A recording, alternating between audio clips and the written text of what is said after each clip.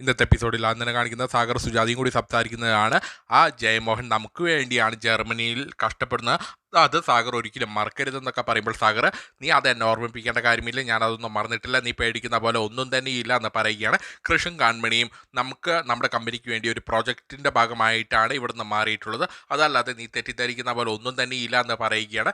കൃഷ് എന്തായാലും മാനസിയെ തന്നെ കല്യാണം കഴിക്കുമെന്ന് പറയുകയാണ്. എന്നാൽ അത് കേട്ട് സുജാത, സത്യമാണല്ലോ സാഗർ എന്നൊക്കെ ചോദിക്കുമ്പോൾ സാഗർ സുജാതയെ ആശ്വസിപ്പിക്കുകയാണ്. തുടർന്ന് സാഗർ പിന്നെ സുജാതയോട്, എന്തായാലും കൃഷും കൺമണിയും ഈ സമയത്ത് ഇവിടെ ഇല്ലാഞ്ഞത് ഭാഗ്യമായി പോയി, എനിക്കെന്തായാലും നാളെ പോയിട്ട് ജയിലിൽ പോയിട്ട് ബലരാമനെതിരെയുള്ള കേസ് പിൻവലിക്കണം, ആ സമയത്ത് കൃഷി ഇവിടെ ഇല്ലാത്തത് തന്നെയാണ് നല്ലത്. എന്നാൽ അത് കേട്ട് സുജാത, ശരിയാണ്, ആ സമയത്ത് കൃഷി ഇവിടെ ഇല്ലാത്തത് തന്നെയാണ് നല്ലത്.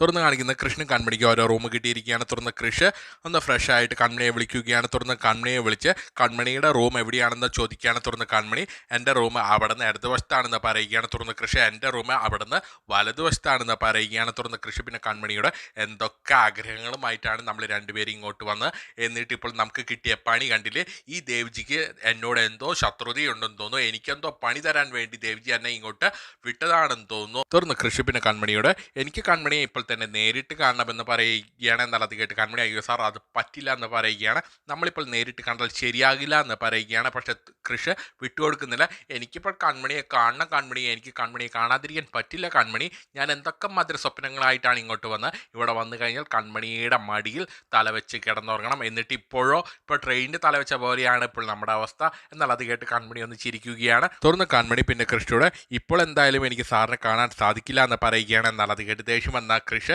കൺമണിയെ ഒന്ന് കളിപ്പിക്കുന്നതിന് വേണ്ടി ഫോൺ കട്ടാക്കുകയാണ്. എന്നാൽ അത് കണ്ട് കൺമണിക്ക് സങ്കടമാവുകയാണ്. തുറന്ന് കൃഷി ഇങ്ങനെ കൗണ്ട് ഡൗൺ എണ്ണി നിൽക്കുകയാണ്. കൺമണിക്ക് എന്നോട് ഇഷ്ടമുണ്ടെങ്കിൽ കൺമണി 10 എണ്ണുന്നതിന് മുന്നേ കൺമണി എന്നെ തിരിച്ചു വിളിച്ചിരിക്കും. തുറന്ന് കൃഷി 3 എത്തുമ്പോഴേക്കും കൺമണിയുടെ വിളി വന്നിരിക്കുകയാണ്. തുറന്ന് കൃഷി പിന്നെ ഒന്നും അറിയാത്ത പോലെ കൺമണിയോട്, എന്തുപറ്റി കൺമണി, എന്താണ് കോൾ കട്ടായതെന്ന് ചോദിക്കുകയാണ്. എന്നാൽ അത് കേട്ട് കൺമണി, എനിക്കറിയാം സാറ് മനഃപൂർവ്വം കോൾ കട്ടാക്കിയതാണെന്ന് പറയുകയാണ്, എനിക്ക് സങ്കടമായി സാർ എന്നൊക്കെ പറയുകയാണ് കൺമണി. എന്നാൽ അത് കേട്ട് കൃഷി ഒരു സോറി പറയുകയാണ്. അയ്യോ കൺമണി, ഞാൻ കൺമണിയെ ഒന്ന് കളിപ്പിക്കാൻ വേണ്ടി പറഞ്ഞതാണ്, എനിക്ക് കൺമണിയെ ഇപ്പോൾ നേരിട്ട് കാണണം, നേരിട്ട് കണ്ട് കൺമണിയുടെ മടിയിൽ തലവെച്ച് കിടന്നുറങ്ങണം, അതിനുശേഷം കൺമണിക്ക്, അപ്പോഴേക്കും കൺമണി, എനിക്ക് മനസ്സിലായി സാർ, മുത്തുഗൗ അല്ലേ. എന്നാൽ അത് കേട്ട് കൃഷി, അതെ മുത്തുഗൗ തന്നെ.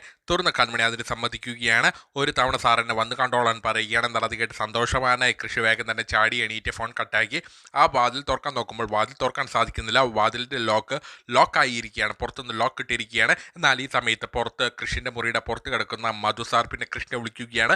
ക്രിഡ് സാറേ, ഞാൻ ദേ പുറത്തുണ്ടെന്ന് പറയുകയാണ്. തുറന്ന് കൃഷി, ദേ വാതിൽ തുറക്കാൻ പറ്റുന്നില്ല, വാതിൽ എന്തോ കംപ്ലൈൻറ്റ് ഉണ്ടെന്ന് പറയുകയാണെന്നുള്ള അത് കേട്ട് മധു, കംപ്ലൈൻ്റ് ഒന്നല്ല, ഈ ക്രിഡ് സാറിൻ്റെ മുറിയുടെ വാതിൽ പുറത്തുനിന്ന് പൂട്ടിയിരിക്കുകയാണെന്ന് പറയുകയാണ്. ക്രിഡ് സാറിനെങ്കിൽ നാളെ രാവിലെ വരെ ഈ മുറി വിട്ട് പുറത്തിറങ്ങാൻ സാധിക്കില്ല എന്ന് പറയുകയാണ്. എന്നാൽ അത് കേട്ട് കൃഷ്ണ ദേഷ്യം വരികയാണ്. എന്നെ എന്തിനാണ് ഇവിടെ തടവിലാക്കിയിരിക്കുന്നത് ചോദിക്കുകയാണ്. തുറന്ന് മധു, അത് ആ കേണൽ പറഞ്ഞിട്ടാണെന്ന് പറയുകയാണെന്നുള്ളത് കേട്ട് കൃഷ്ണൻ നല്ല ദേഷ്യം വരികയാണ്. തുറന്ന് കൃഷി വേദന ഫോൺ വിളിച്ച് കൺമണി കാര്യം അറിയിക്കുകയാണ്. എന്നെ മുറിയിൽ പൂട്ടിയിട്ടിരിക്കുകയാണ് കൺമണി എന്നൊക്കെ പറയുകയാണ്. എന്നാൽ അത് കേട്ട് കൺമണി വേഗം ചാടി എണീറ്റ് തൻ്റെ മുറിയുടെ വാതിൽ തുറക്കാൻ നോക്കുകയാണ്. പക്ഷേ കൺമണിയുടെ മുറിയുടെ വാതിൽ ലോക്കായിരിക്കുകയാണ്. തുറന്ന് കൺമണി, അയ്യോ സാർ എൻ്റെ മുറിയും ലോക്ക് ചെയ്തിരിക്കുകയാണെന്ന് പറയുകയാണ്. എന്നാൽ അത് കേൾക്കുമ്പോൾ കൃഷ്ണൻ ഒരു ആശ്വാസമാവുകയാണ്. ഹാവോ, ഞാൻ മാത്രമല്ല കൺമണിക്കും പണി കിട്ടിയല്ലോ, അതോർത്ത് ഇങ്ങനെ ആശ്വസിച്ച് നിൽക്കുകയാണ് കൃഷ്. എന്നാൽ ഈ സമയത്ത് കൺമണിയുടെ മുറിയുടെ പുറത്തുനിന്ന് ഷീല കൺമണിയെ വിളിക്കുകയാണ്. കൺമണി, ഞാൻ ദേ പുറത്തുണ്ടെന്ന് പറഞ്ഞ് ഷീല പുറത്തുനിന്ന് വിളിച്ച് പറയുകയാണ്. കൺമണിയും കൃഷ്ണയും മുറിയിൽ പൂട്ടിയിട്ടിരിക്കുകയാണ്, ഈ മുറി നാളെ രാവിലെ തുറക്കും എന്ന് പറയുകയാണ്. എന്നാൽ അത് കേട്ട് ദേഷ്യം വന്ന കൃഷി പിന്നെ കൺമണിയോട്, എന്തിനാണ് നമ്മളിങ്ങനെ പൂട്ടിയിട്ടിരിക്കുന്നത് ചോദിക്കുകയാണ്, നമ്മളെന്താ വല്ല തടവുകാരാണോ ചോദിക്കുകയാണ്. തുറന്ന് കൃഷി പിന്നെ ആ കേണലിലെ കുറേ കുറ്റങ്ങൾ പറയുകയാണ്. അയാൾ ശരിക്കും ഒരു ഡ്രാക്കുളയാണെന്നൊക്കെ പറഞ്ഞ് കുറേ കുറ്റങ്ങളൊക്കെ പറയുകയാണ്. തുറന്ന് കൃഷി പിന്നെ കൺമണിയോട്, എനിക്ക് കൺമണിയുടെ മുത്തുകൗ കിട്ടിയില്ലല്ലോ എന്ന് ചോദിക്കുകയാണ്. എന്നാൽ അത് കേട്ട് കൺമണി, ഞാൻ ഫോണിലൂടെ തന്നാൽ മതിയോ എന്ന് ചോദിക്കുകയാണ്. എന്നാൽ അത് കേട്ട് ഷീല പിന്നെ പുറത്ത് നിന്ന് കൺമണിയോട്, ആ മുത്തുകവൊക്കെ വേഗം തന്നെ കൊടുത്തോ, ആ കേണൽ കേൾക്കണ്ട, ആ കേണൽ കേട്ട് കഴിഞ്ഞാൽ പിന്നെ നിങ്ങൾക്ക് അതിനെക്കുറിച്ച് ചിന്തിക്കാൻ പോലും സമയം കിട്ടില്ല എന്ന് പറയുകയാണ്. തുറന്ന് പിറ്റേന്ന് രാവിലെ 7 മണിക്ക് ഷീല കൺമണിയും കൂട്ടിക്കൊണ്ട് കൃത്യസമയത്ത് തന്നെ കേണലിനെ കാണുന്നതിന് വേണ്ടി വീടിൻ്റെ മുറ്റത്തേക്ക് ചെല്ലുകയാണ്. എന്നാൽ ഈ സമയത്ത് മധു വിളിച്ചിട്ട് കൃഷി എഴുന്നേൽക്കുന്നില്ല, 7 മണിയായിട്ടും മധു വിളിച്ചിട്ട് കൃഷി എഴുന്നേൽക്കുന്നില്ല. തുറന്ന് മധു വന്നിട്ട് ഷീലയോട് ഈ കാര്യം പറയുകയാണ്. 7 മണിയായി കൃഷിനെ ഞാൻ വിളിച്ചിട്ട് കൃഷി എഴുന്നേൽക്കുന്നില്ല എന്ന് പറയുകയാണ്. എന്നാൽ ഈ സമയത്ത് അങ്ങോട്ടേക്ക് കേണലിൻ്റെ എൻട്രിയാണ്. വരുന്ന സമയത്ത് തന്നെ അവിടെയുള്ള ഒരു സ്റ്റാഫിന് കേണൽ ഒരു പണി കൊടുക്കുകയാണ്.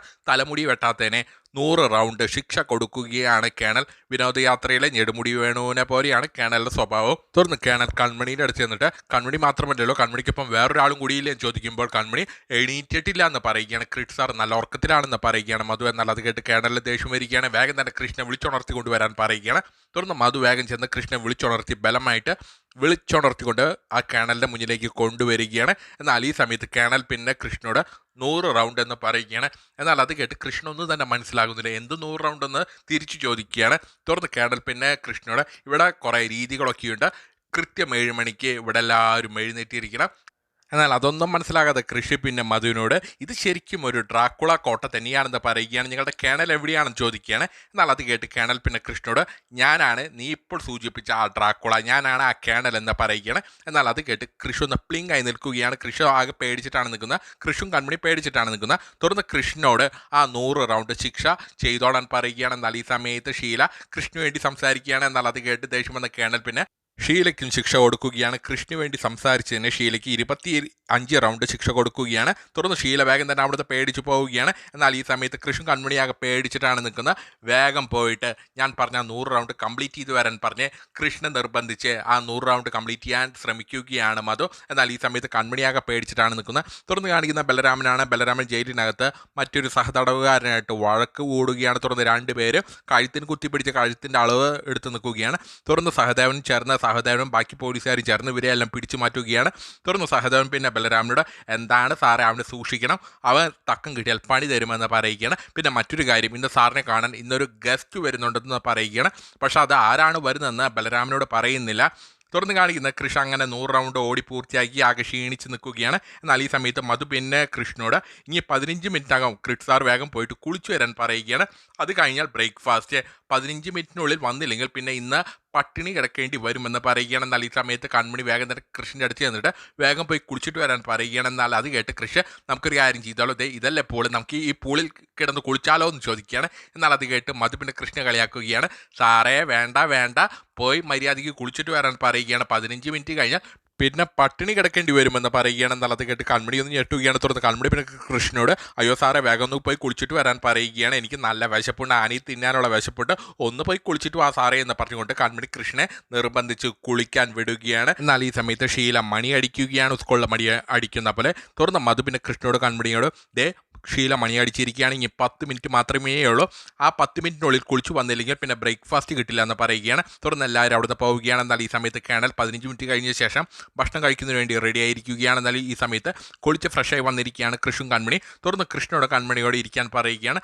തുടർന്ന് ഷീലയും മധുവും ഇവർക്ക് ഭക്ഷണമെല്ലാം വിളമ്പി കൊടുക്കുകയാണ്. ഈ സമയത്ത് കൃഷും കൺമണിയും കൂടി ആ കേണലിനോട് സംസാരിക്കുകയാണ്. തുടർന്ന് കൃഷും കൺമണി കേണലിനെ വാഞ്ഞോളം പുകഴ്ത്തുകയാണ്. എന്നാൽ ഈ സമയത്ത് ഷീലയും അവർക്കൊപ്പം ചേർന്ന് കൃഷും കൺമണിയും കേണലിനെ കുറേ പുകഴ്ത്തി എന്നൊക്കെ പറഞ്ഞ് ആ കാര്യം കേണലിനോട് പറയുകയാണ്.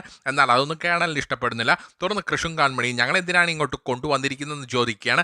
തുടർന്ന് കേണൽ പിന്നെ കൃഷ്ണനോട് ഇനി മുതൽ എൻ്റെ ഡ്രൈവർ കം സൂപ്പർവൈസർ നീയാണെന്ന് പറയുകയാണ്. എന്നാൽ അത് കേട്ട് കൃഷും കൺമണിയും ഞെട്ടി നിൽക്കുകയാണ്. കൃഷ്ണ ഒന്നും തന്നെ മനസ്സിലാകുന്നില്ല. തുടർന്ന് കൃഷി പിന്നെ കേണലിനോട് അയ്യോ സാർ പറഞ്ഞ് എനിക്ക് മനസ്സിലായില്ല എന്ന് പറയുമ്പോൾ കേണൽ കൃഷ്ണനോട് ദേഷ്യപ്പെടുകയാണ്. എനിക്കൊരു കാര്യം ഒരു തവണ പറഞ്ഞ് മാത്രമേ ഇഷ്ടപ്പെടുകയുള്ളൂ, രണ്ടാമത് പറയാൻ എനിക്കിഷ്ടമല്ല, ഇനി മുതൽ നീയാണ് ഇവിടുത്തെ സൂപ്പർവൈസർ എന്ന് പറയുകയാണ്. എന്നാൽ അത് കേട്ട് കൃഷ് അയ്യോ സാർ ഞാൻ നാട്ടിലെ ഒരു വലിയ കമ്പനിയിലെ MD ആണെന്ന് പറയുകയാണ്. എന്നാൽ അത് കേട്ട് കേണൽ അത് നാട്ടിൽ, ഇവിടെ നീ എൻ്റെ സൂപ്പർവൈസർ ആണെന്ന് പറയുകയാണ്. തുടർന്ന് കൃഷി പിന്നെ കേണലിനോട് ഏത് കമ്പനിയുടെ സൂപ്പർവൈസർ ആണെന്ന് ചോദിക്കുകയാണ്. തുടർന്ന് കേണൽ നിങ്ങൾ ഇങ്ങോട്ട് വരുന്ന സമയത്ത് കുറേ തൊഴിലാളികൾ സമരം ചെയ്യുന്നത് കണ്ടില്ലേ, ആ ഒരു പൂട്ടിപ്പോയ കമ്പനി, ആ കമ്പനിയുടെ സൂപ്പർവൈസറാണെന്ന് പറയുകയാണ്. എന്നുള്ളത് കേട്ട് കൃഷ് പൂട്ടിപ്പോയ കമ്പനിക്ക് എന്തിനാണ് സൂപ്പർവൈസർ എന്ന് ചോദിക്കുകയാണ്. എന്നുള്ളത് കേട്ട് കേണൽ പിന്നെ കൃഷ്ണനോട് ആ കമ്പനി നീ തുറക്കണമെന്ന് പറയുകയാണ്. എന്നുള്ളത് കേട്ട് കൃഷ് ആ കമ്പനിയുടെ പൂട്ടും ചാവിയും കാണാനില്ലേ എന്ന് ചോദിക്കുകയാണ്. പൂട്ടും താക്കോലും തുറക്കാനാണോ ഞാനെന്ന് ചോദിച്ച് കളിയാക്കുകയാണ്. എന്നല്ല അത് കേണൽ ഒട്ടും തന്നെ ഇഷ്ടപ്പെടുന്നില്ല. തുടർന്ന് കേണൽ കൃഷ്ണൻ്റെ മുഖത്ത് നോക്കി കണ്ണുരുട്ടി പേടിപ്പിക്കുകയാണ്.